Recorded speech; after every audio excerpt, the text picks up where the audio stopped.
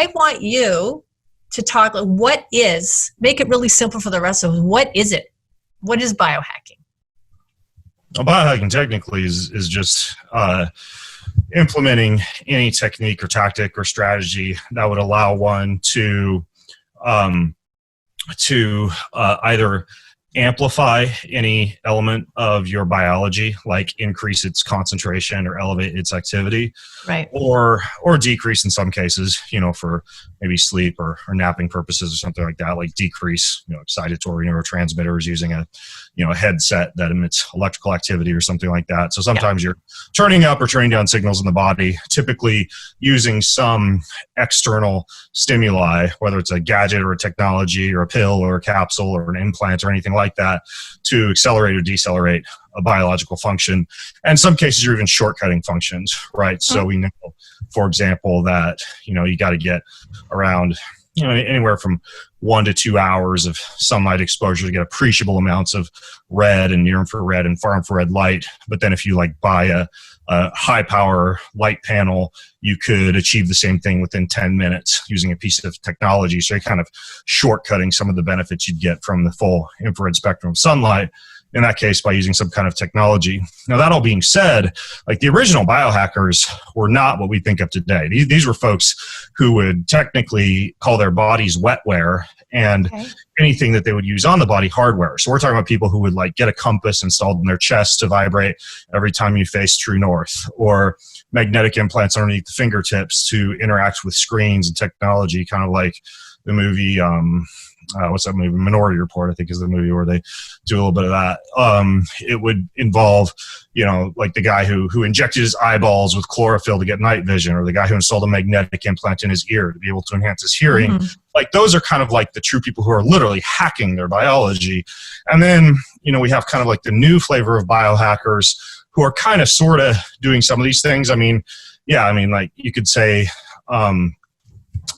whatever, blending fats with your coffee, or taping over your mouth when you're sleeping to for example, increase the amount of compounds from coffee that might enter the brain, or to make you breathe through your nose while you're asleep. Those are more things I consider just be health tactics, health strategies, and not necessarily true biohacking. So as it's grown in popularity, I think the name has been a little bit diluted by what are basic health practices.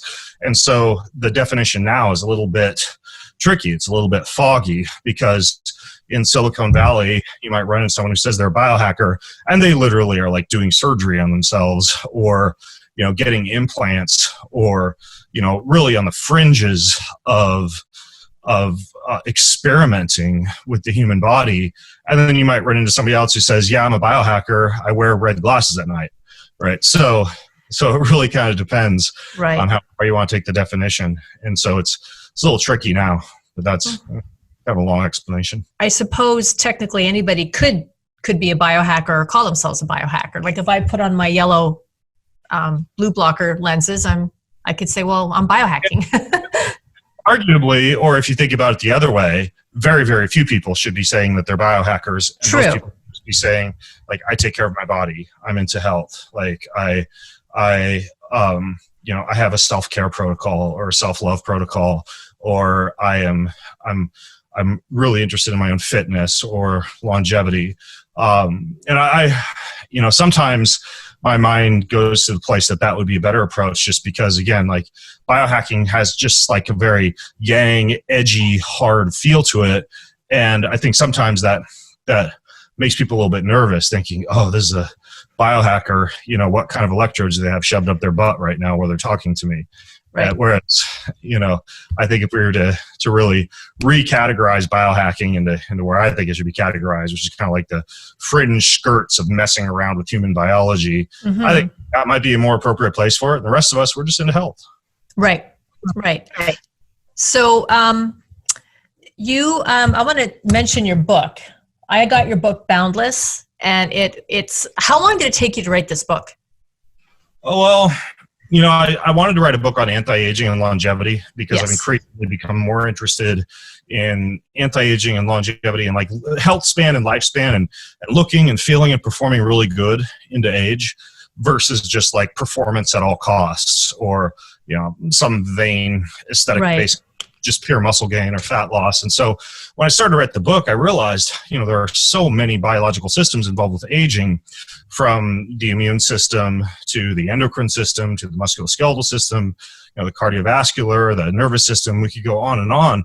But I realized, you know, really to live a long time and feel good doing it, to have, as the name of the book implies, boundless energy, like you really do have to target not only your body and your brain, but even spiritual health. You know, what we've learned from a lot of the blue zones, focusing on things like gratitude and service and relationships and purpose and belief in a higher power or greater meaning in life, and, you know, and low amounts of stress. And so it turned out to be just kind of a tome on body, brain, and spirit optimization. It wound up being about 3 years in the works. And when I turned it into the publisher, the manuscript was like 1,300 pages long. So I still had to cut out, you know, about 600 pages of the book, which actually, if you get the book, all the content that got cut, it still exists. Like there's a hidden section of the website that you get access to as part of the book, where you get access to all the stuff that kind of got cut from the book, and a bunch of additional, you know, podcasts and books and resources relevant to each chapter. So do you feel, or do you believe that every single one of us, like having that purpose, there's a purpose, there's something that each of us is capable, and I'll say equipped through life experience to leave, to teach, to share, and that it's almost a responsibility? So in short, yes. I just wrote an article at bengreenfieldfitness.com on how to find your purpose in life. And you know, I alluded to that earlier, you know, looking into the things that you really liked to do when you were a kid, the things that put you in the zone or make time go by very quickly for you now.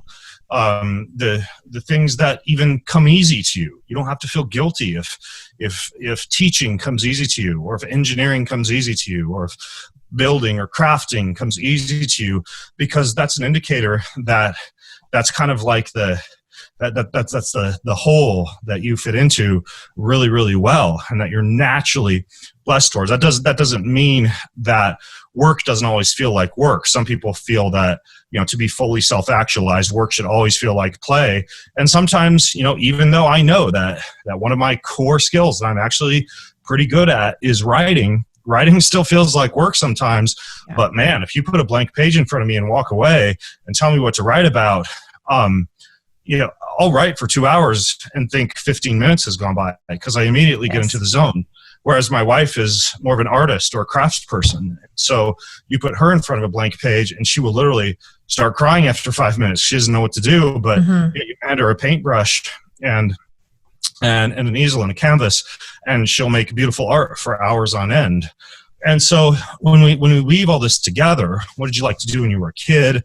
What makes time go by quickly for you now? What comes easy to you? You can then begin to form an actual purpose statement based around that. And that's something that I teach you how to do in detail in the book. But ultimately, it should be one single, succinct statement that you have memorized. That's kind of your why. You know, when things are stressful, or you feel like sleeping in more than you probably should, or you're feeling a little bit depressed, or you're looking for direction in life, whether it be a new career or a relationship or a change in your current career and the way that you operate in that, then you can just close your eyes and think of, or even say aloud your purpose statement, and it fuels your fire and gives you great clarity and direction.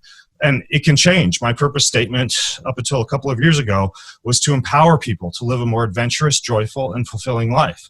To empower people to live a more adventurous, joyful, and fulfilling life. And that's what I really based a lot of what I did around. You know, the supplements company that I started called Kion, we're developing, you know, this whole suite of supplements that help people go out and take their next step in life. And it was all based around that purpose statement. And, you know, and it was during my athletic career when I was out doing a lot of hard things and wanting to inspire people and get people out there to live their own adventure, that purpose statement really fueled me.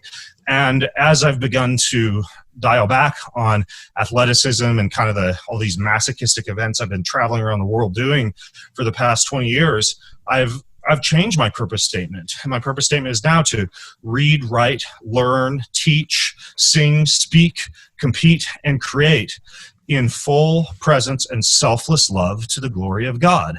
And so that's now my purpose statement. You can hear that one's a little different, right? Like it weaves in 8 things that I know I'm good at or that I like to do, and then positions those in a way that allows me to love God, love others, and be present. And so I realized like those are all things that are super important to me and will allow me at this point in my life to make maximum impact. And so, that's written down. Sometimes I'll make coffee mugs that I drink my coffee out of that have my purpose statement on them, or put a screensaver on my computer with my purpose statement, or make a little, go to a website like Zazzle and make a little wall poster. And so, it's incredibly important. And I think not enough people are super connected on a soul level with their purpose statement, or can even say it, right? We learn about the elevator pitch, how to have your elevator pitch for your product. Well, you should have an elevator purpose statement that, if someone says, well, what, why are you on this planet, bro? Or sis, and you say, oh, this is why, this is my statement.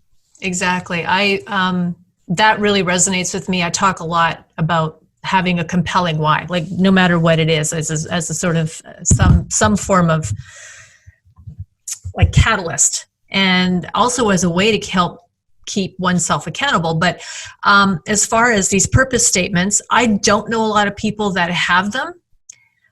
Do you think that maybe people either they don't see the value in it, they don't think it is important, or they actually don't want that accountability? Because when you actually put that down on paper and you say that and you make it a part of who you are, where you're going, and again, I'll say editing, revamping it every however often you need to or want to, because as we go through life, we have experiences, things change, the way we see the world changes. I would just love your opinion on that. Do you think it's maybe just laziness, no value, no importance, or just, I don't want to do that because then I actually I don't want that kind of accountability? I don't think it has to be any one of those. I do think a lot of people have a subconscious fear of success, because success means that you might be thrust into the limelight. It might mean you'll be given greater responsibility. It might mean that the truth hurts, meaning like if you decide that your purpose statement is to seek to attain the greatest wisdom that one can attain, like King Solomon, well, with great wisdom comes great responsibility, right? Like if your wisdom, you realize that you really know what it's going to take to stop global climate change from occurring, or to truly reduce the carbon footprint of this country, then you're suddenly burdened with the responsibility to go out and do that and affect that change, right? For me to say that I want to, for example, one part of my purpose statement to speak, in full presence and selfless love to the glory of God. Well, that means I got to get on stage and I need to be fully present when I speak, and it needs to be for others and not for me. And I need to do it in full excellence. So I'm actually magnifying the creator who built me. And so, it certainly raises the bar for me, right? And so for many people, even subconsciously, you can say, oh, that sounds great to speak, get up on stage, speak to people and inspire people. But then there's that subconscious fear that's like, oh, that's also kind of scary. And that's going to take a lot of work. And that means, I might not be watching as many TV shows or spend as much time at restaurants having long dinners, because all of a sudden I've got this core honed down purpose in life that's firing me up every day.